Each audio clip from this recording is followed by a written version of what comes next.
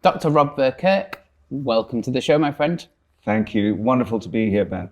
It's a pleasure to have you on, sir. Thank you. Let's start with the big question. Can peptides slow biological aging? God, yes, absolutely. That is one of the whole points. And the fascinating thing about biological aging is that many people in the sort of anti-aging community have got very excited about that. But actually, those of us who are more interested in the bigger questions of how we deal with aging populations and the burden of chronic diseases, anti-aging is really, really important. If we can extend that length between our chronological age, our calendar age, and our biological age, even if it's a year or two, we can dramatically change our profile in terms of risk of chronic diseases. And of course, now that we move into the world of epigenetic testing, it's now very accessible. And a little plug for True Diagnostics, who are absolute leaders in that field. We're getting really, really great data, both in the research community, but in terms of citizen science, that's where it's really happening. People just starting to use peptides, doing a baseline test, doing a true age measurement. Yes. And True Age, the company. So True Diagnostics is the company, and then you can take True Age Complete, and this is what we call sort of third generation epigenetic testing. So getting if you like, a snapshot of where you are in terms of most people know their calendar or chronological age, but getting a snapshot where your biological age is in relation to that. Say if you have a 5-year difference, you will probably somewhere between 50 and 60% reduce your risk of cardiovascular disease, metabolic disease, stroke, even depression. So there's a whole cluster of diseases that True Diagnostics has basically pulled all the data together. So they know exactly where you are, and you'll get a specific percentage for each of those diseases, what your risk is. But what's really exciting about where these tests have got to now is that we can now look at the pace of aging. So you will get a figure. So say you got a figure of 1.0, that means you are tracking chronological age with biological age. You know, but what you really want to do is create a lesser number for your pace of aging. Bring it to 0.95 to 0.9, 0.85. Yes. I've seen a leaderboard for this. Yeah. So that's where we're seeing really, really stunning results. And I was just at a conference with Bill Lawrence, who's both a PhD and a JD in the US. He was been working with Cavenson short peptides, regulatory peptides, for about 10 years now. And he's got 2 major trials running in the US, and we had a really good look at his data. And it's just consistent across the board. People taking, say, 2-3 different peptides, depending on which parts of their body need more support. Really interestingly, the one peptide that everyone should take, not everyone would necessarily know this instantly unless you have more of a spiritual consciousness, but the pineal peptide is something that everyone needs to take. Are you going to talk to me about calcification of the pineal gland? Well, it's one of the reasons that I did want to know if this was filtered and whether it had fluoride in, because calcification through fluoridation is a significant problem. So same way that we see dental fluorosis developing in teeth for people who are on fluoridated water, but the same can happen in the pineal gland. But it's more about the fact that the pineal gland, both physiologically as well as in terms of our understanding of energetic or spiritual systems, is the master controller. So, and 40 years of work that Vladimir Cavenson has done, he said, as soon as we pull that pineal peptide out, we don't get the results when we keep it in. So it's that sort of fundamental, foundational peptide that you need to have. That's the results in terms of biological aging, which you see. Yeah, so biological aging is a marker. You know, if you were to look at all of the markers in the body, life would become very complicated. It would also be extremely expensive. So, you know, we all look at markers for body systems that are struggling. And those body systems that are struggling are inevitably going to be under more stress. And those systems will be aging prematurely if they're under stress. So if your entire body is permanently under stress, look at an elite athlete, what happens? They age like a banshee. Airline pilots, they age very, very rapidly. Yeah, I mean, cardiovascular-wise, we know that already. Yeah. Significant so then damage. you have a high glucose diet. Think of the pancreas, think of the liver. So those are two systems that have been massively under stress. So add a bit of alcohol on top of that. Yeah, and then let's throw the adrenals into the mix. With the kind of life that everyone's living these days. What are peptides? And why should we care so much about them? Okay, so a peptide is simply a covalently bonded series of amino acids. And, you know, take insulin. It's a peptide. It has, as I recall, about 51 amino acids in it. But it's quite long. So anything that has more than 20 amino acids, we tend to refer to as a polypeptide. So we're looking at sub 20 amino acids in the chain. And the really exciting thing with these natural regulatory or bioregulatory peptides is they're shorter than that as well. So they tend to be only, say, 2 to 7 amino acids. So the correct sort of category for them is short peptides or very short peptides. So the other feature about them is that you can manufacture them in a lab. Yes. You can also extract them from closely related species. We share 60% of our genes with a banana. We share, you know, well more than 95% with something like a pig or a cow. So essentially, what shall I just give you a little bit of background to understand how this research on short peptides came about? So, please do. So Vladimir Kavinson was in the military as a doctor and was commissioned about 45 years ago to find a way of making the USSR, Soviet military, more robust. And they stumbled, when they were looking at many different agents, they stumbled on this notion of being able to use extracts that came from animals that did some quite extraordinary things.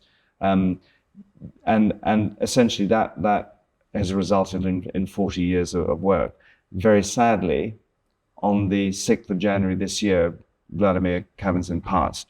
And his wife, Dr. Trofimova, who was heading up the clinic at the Institute of Gerontology and Bioregulation in St. Petersburg, is still running the clinic. They are increasingly involved in how they can get these peptides outside of the Soviet Union, particularly with what's happening now between Russia and Ukraine.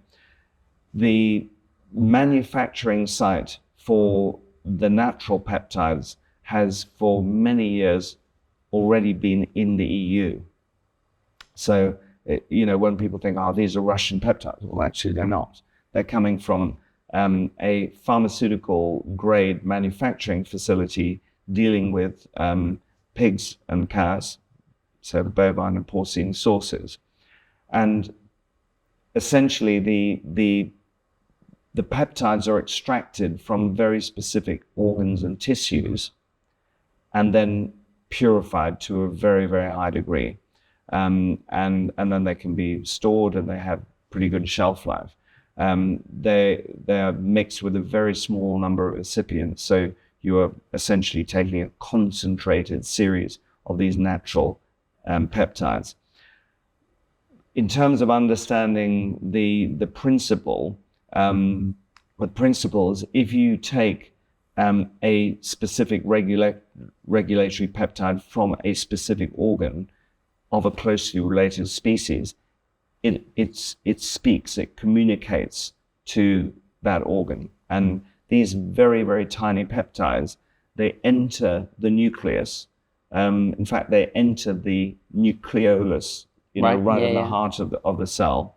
And they then engage directly with DNA. So you get a DNA peptide interaction that then triggers the whole mRNA, translation process into ribosomes. They work at this incredibly fundamental level. I mean, it's one of the reasons that we, in the field of nutrition, we're always interested in pushing the boundaries. And we have, everyone has a deep knowledge of vitamins and minerals. They don't necessarily know exactly how they work. A bit like a television screen. We all know about a television, but if we go into a cathode ray tube or into a plasma screen, exactly how it works, well, I'm not so sure. And it's a bit like that. So we end up learning what these things do and what benefits they have. But we're now in this kind of field progression within scientific discovery where we really are looking at the, genetic, molecular, and submolecular level. And it turns out that if you could restart nutrition, you'd start by looking at very fundamental building blocks of DNA, like nucleosides and nucleotides, which are nutritional ingredients. They're sitting there as essentially conditionally essential nutrients. So we know that there are a lot of them in breast milk, but we can't produce DNA. If we've got rapid cell division, we can't actually produce DNA, and we need a hell of a lot more RNA if we don't have sufficient supply. But peptides are these extraordinary regulatory molecules, and Calvinson has contributed more to this field than any other group, because it's been part of a group. But they work at this incredibly fundamental level, which is why you see them being essential for the endocrine system, the immune system, all sorts of neurotransmitter functions are dependent on them. We just, so we're looking at, if you like, the cogs inside the machine of nutrition. And sadly, they haven't entered the textbooks of nutrition yet. Yes, I mean, this is something which I find fascinating, because I think the person that you referenced, Vladimir Kavinson, has 700 peer-reviewed papers on this topic, which is pretty phenomenal. And a number of books, quite a few of which have been translated into English. And considering I must have interviewed over 100 experts like yourself, and I've never heard this topic come up once, it's pretty amazing, I think.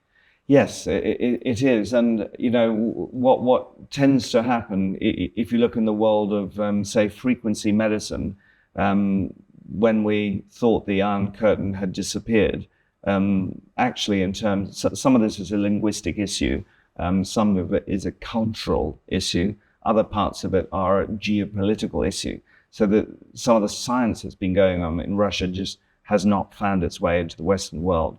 There are many different groups in the Western world working in peptides. Most of them are with the drug companies. And so another problem we face here is that the drug companies are going, wow, these things can do a whole bunch of things that, other drugs that largely, block pathways, block receptors from functioning.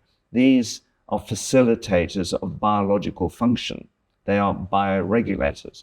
So, but as per usual, what we're seeing is this tussle between what I could describe as the the Cavenson approach, where you use these things to enhance function, which is very much within the domain of nutrition, versus the pharmaceutical side, where they are looking at things that are specifically antimicrobial.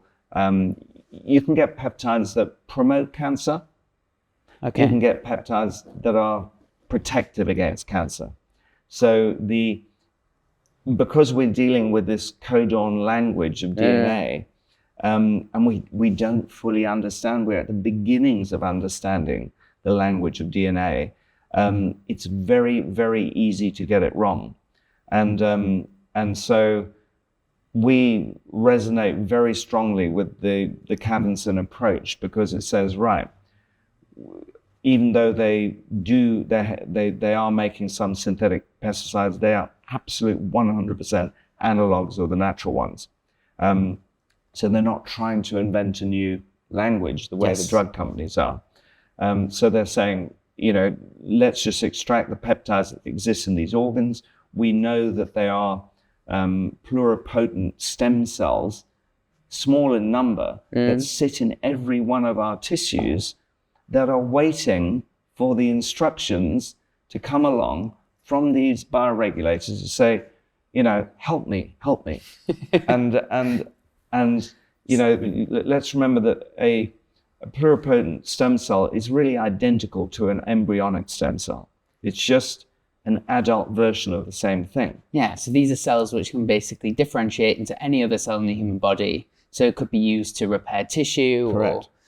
So that's at the heart of the mechanism for these bioregulatory peptides. They are communicating to these pluripotent stem cells. They're going right into the nucleoli of those cells, engaging with DNA, and then altering the transcription machinery through the ribosomes to produce the building blocks of life, starting the repair process, whether it's fibers, whether it's muscle tissue, whether it's, cell membranes, you name it. So how can these peptides be used, and in what circumstances?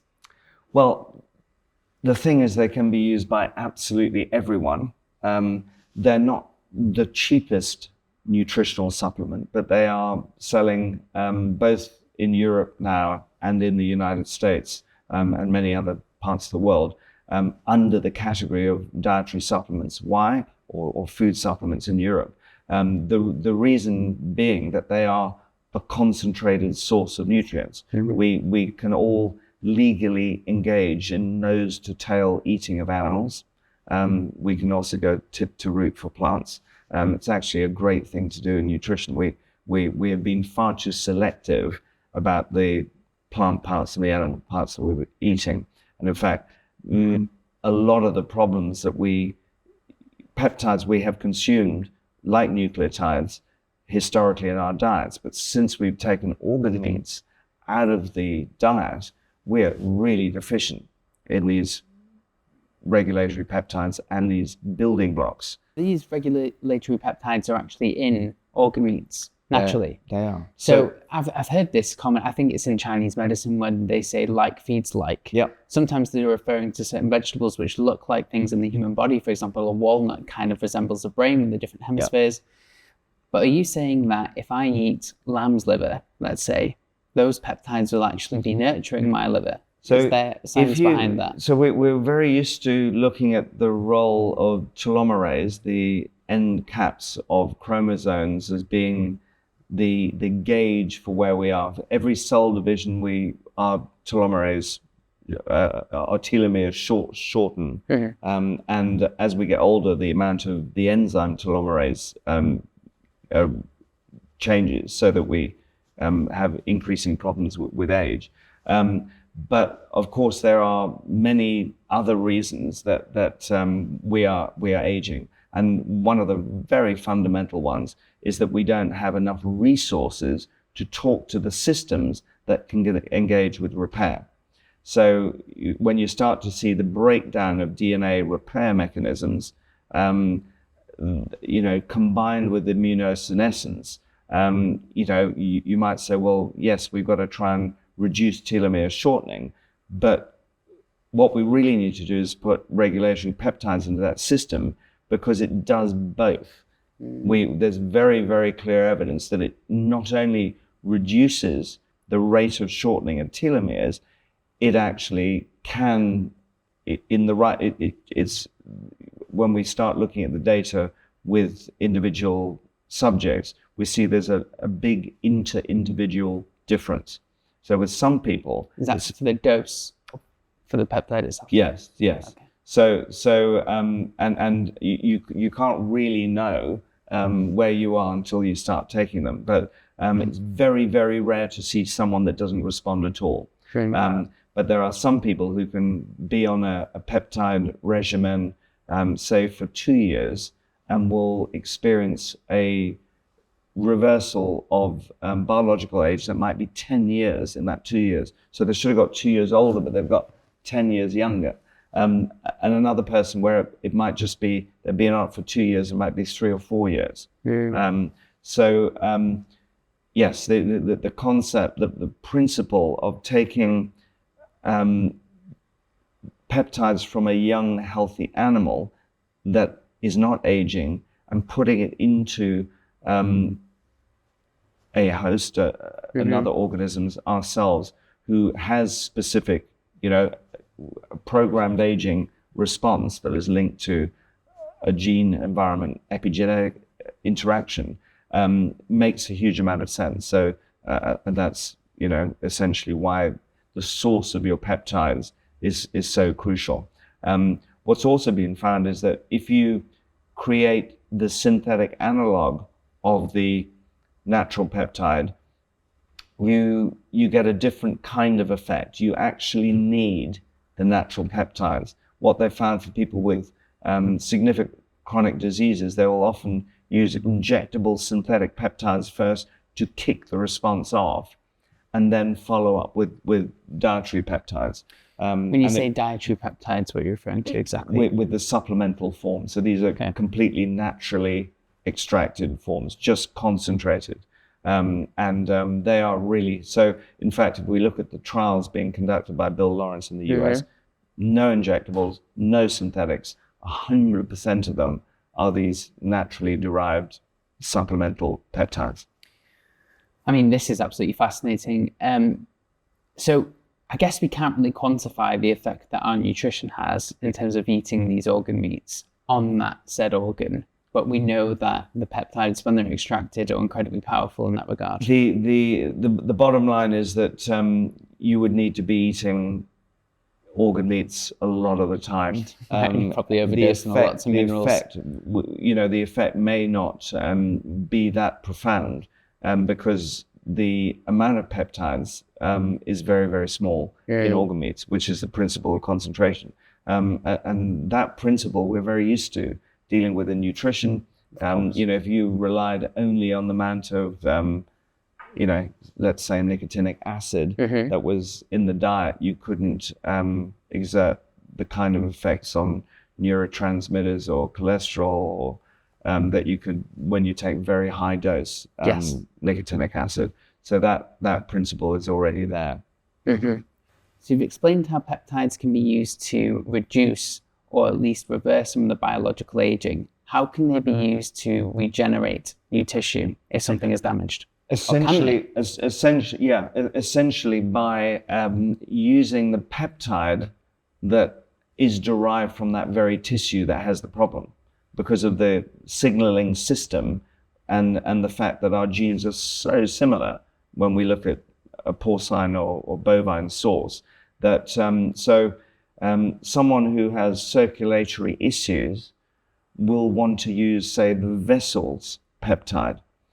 Someone who is suffering, massive adrenal stress will want to use an adrenal peptide, always with the pineal peptide.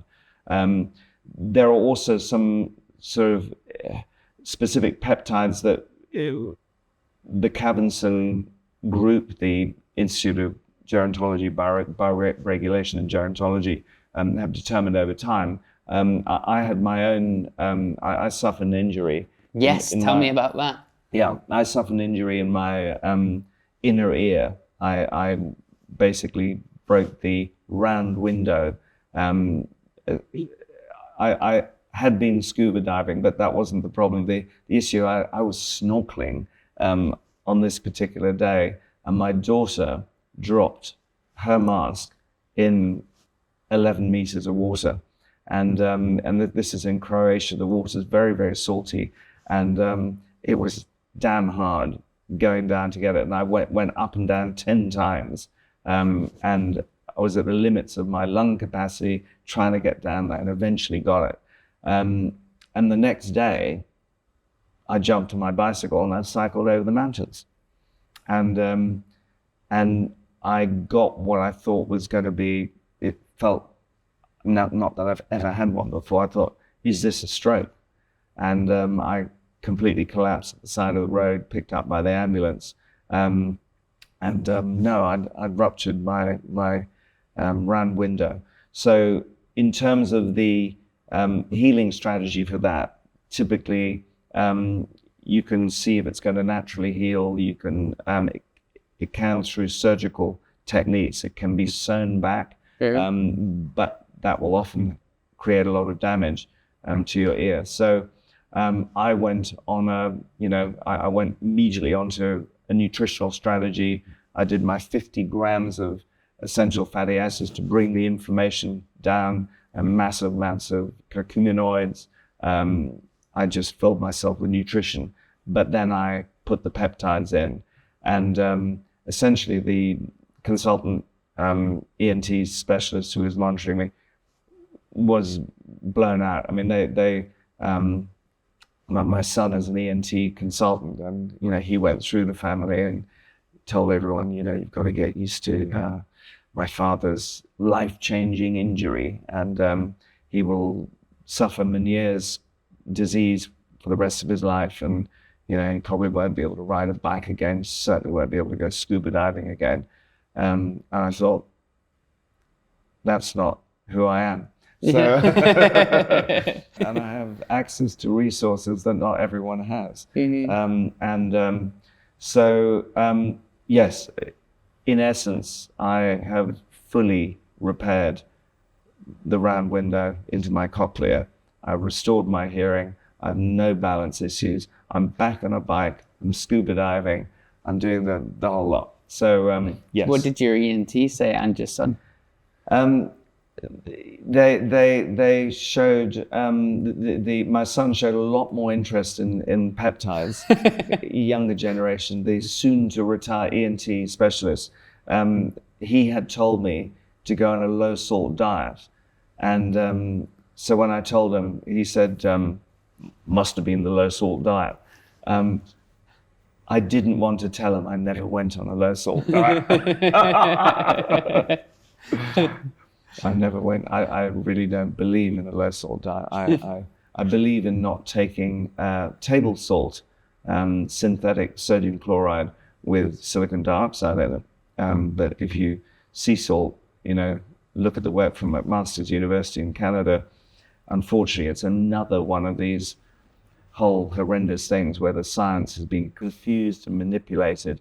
This idea that we need to consume less than 6 grams of sodium a day, implying that the lower it gets, the better it is for us, is absolute rubbish. Yeah, it's a U-shaped curve, isn't it? It's a U-shaped curve, yeah. And the risk for women when you get below 4 grams is very serious, and it's exactly the same risk in terms of hypertension risk goes up again, and particularly in postmenopausal women. So, hallelujah, they always get it wrong. What I would say is Bill has now, because he's so passionate. I mean, he's been able to see incredible results across a whole range of different areas, including long COVID, including the subsection of long COVID that includes mRNA vaccine injuries, mm-hmm. But cancers, essentially, because you are refueling tissues, you are reactivating these stem cells. The cosmetic side of anti-aging is almost irrelevant, because even if you reduce someone's biological age by 1 year, if you look at the impact that has in terms of its impact on all-cause mortality or morbidity, it is profound. But these are the only groups of compounds we're aware of that have such a spectacular effect. A couple of years ago, actually at the Profound Health Summit, the first Profound Health Summit, Aubrey de Grey was invited, one of the most well-known anti-aging specialists, of course, through his SENS Foundation that he was involved with.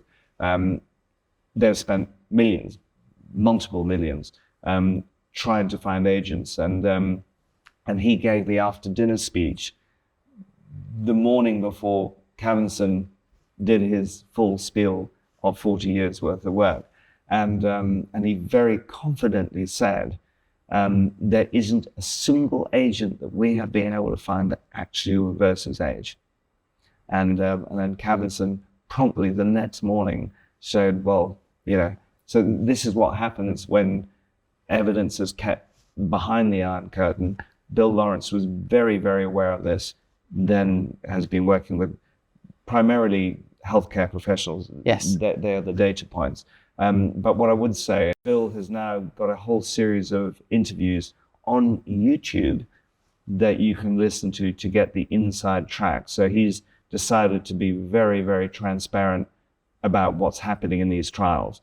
But it is... and these are human trials? Human trials with clinicians. So the clinicians are the subjects in these trials. So what are they looking at? What are their endpoints? They're particularly using now the everyone is using the True Diagnostic, True Age, and Dunedin pace of aging test, so that there is that. But obviously, different individuals have very, very different profiles in terms of their disease states. So those disease states and biomarkers for those diseases are all being monitored. The interesting thing with this, it's about the patterns, and the patterns are always moving in the right direction. You could say, well, could they do nothing? Well, that doesn't seem to be the case. They never seem to do nothing. Do they ever cause harm? Absolutely not. There is zero evidence that there is any risk whatsoever associated with these natural peptides. So that's essentially the work that I think that there's a huge amount of work that needs to be done, helping people with understanding, what they are, how they work. But it's also, ensuring that people use them in a way that's responsible, because they have such a profound effect.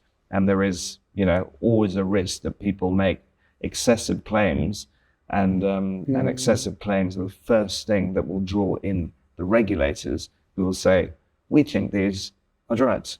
And as I mentioned earlier, the drug companies are on it. But they don't want to use natural peptides. Why? Because you can't patent them. Yeah. So they are making them synthetically, and they're always they're doing a huge amount of work where, in fact, they're starting to increase the toxicity of these peptides, because you make them extremely toxic as well. And that's why learning from nature, using the ones that nature produces to be able to signal to these pluripotent stem cells, that is the safe space, and that is the space where all these phenomenal results are going on.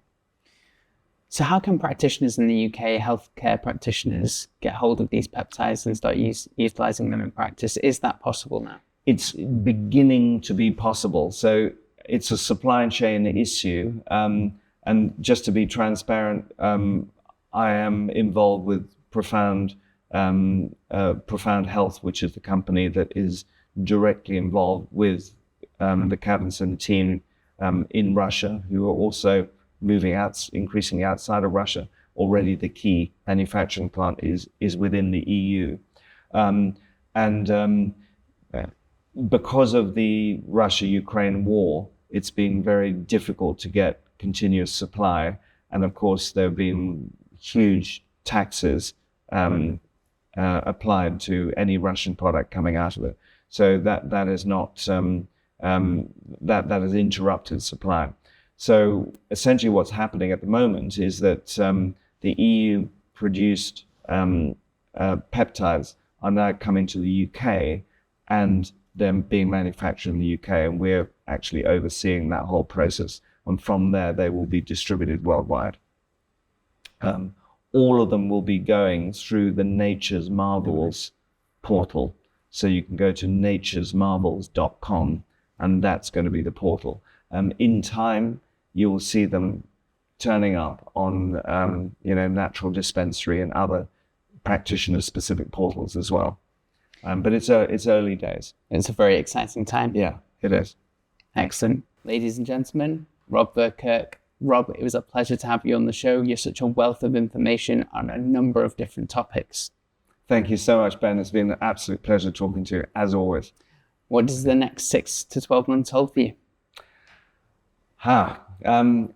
We're always incredibly busy on multiple projects. One of the big projects we're involved in is actually studying drug and food definitions across 17 different jurisdictions around the world, so that we can really understand this interplay between some of these emerging areas of nutrition and where the pharmaceutical industry is at, controlled by drug definitions that they themselves have established. And turns out what's happening is we're increasingly aiming for the same playing field.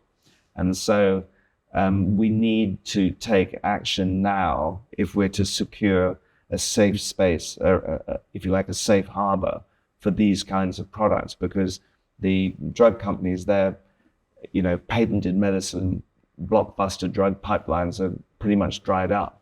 They are looking at new technologies, so the mRNA platform is a key technology for them. But this area of biosimilars, and they're not bioidenticals, they are biosimilars, because they are taking biological entities. And that, I think, is the space where we need to take a lot of advocacy, political action on this in order to create a regulatory regime that allows us to protect nature, the substances that come from nature that, they have profound effects on the body, but hey, we need to be able to heal ourselves with nature, not necessarily with drugs. That should be our choice. So we've got a lot of work going on in that space, but many other concurrent projects. I wish you the best of luck with everything. Thank you so much. I'll see you next time. Will do. Cheers, Ben.